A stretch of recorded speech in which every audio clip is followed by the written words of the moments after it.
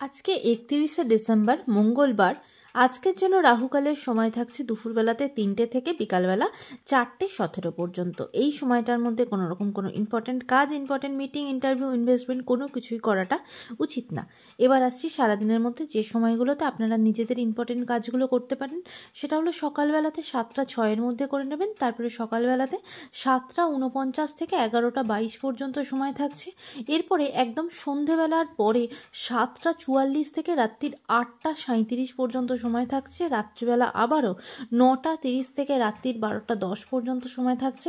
মধ্যরাতে যারা কাজ করেন তাদের জন্য মধ্যরাতে 1টা 57 থেকে ভোরের দিকে 3টে 44 পর্যন্ত। ভোরবেলার দিকে আবারও 5টা 30 থেকে ভোরবেলা 6টা 23 পর্যন্ত সময় থাকছে। এই সময়গুলোর মধ্যে আপনারা নিজেদের ইম্পর্টেন্ট কাজগুলো করতে পারেন। এবং আজকের জন্য অভিজিৎ মুহূর্ত যেটা, সেই সময়টা থাকছে দুপুরবেলা 12টা 4 থেকে 12টা 45 পর্যন্ত। এবার আসছি আজকের রাশিফল। মেষ রাশির মানুষজনদের জন্য আজকের দিনটা অত্যন্ত সুখকর হতে চলেছে। কোনো পরীক্ষা থাকলে তার রেজাল্ট কিন্তু আজকে অত্যন্ত ভালো হবে এবং কাজের জায়গাতে নতুন সুযোগ আসা, মান সম্মান বৃদ্ধি পাওয়া সব কিছুই আপনার জন্য আজকে অনেকটা পজিটিভ হবে। বৃষ রাশির মানুষজনদের জন্য আজকের দিনটা খুব একটা ভালো যাবে না।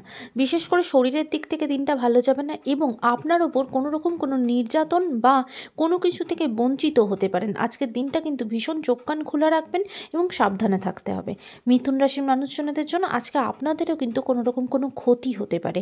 বাইরের লোকের থেকে বা আভ্যন্তরীণ শত্রুর থেকেও আপনার কোনো ক্ষতি হতে পারে, সেদিকে সাবধান হবেন।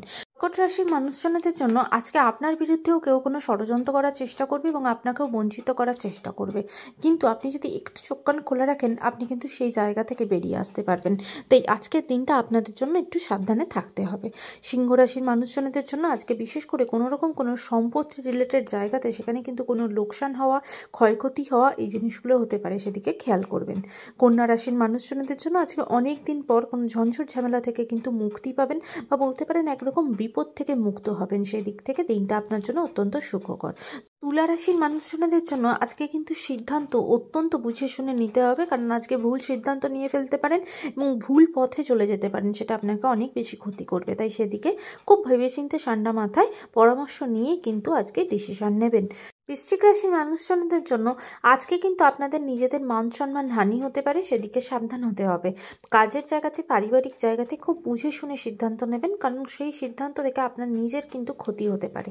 অবশ্যই আজকে একটু সাবধানে থাকতে হবে। ধনু রাশির মানুষজনদের জন্য আজকে সাংসারিক জায়গাতে ভীষণ টেনশনের মধ্যে, চিন্তার মধ্যে থাকবেন। ফিনান্সিয়াল জায়গাটাও আজকে একটু চিন্তার মধ্যেই কিন্তু যাবে।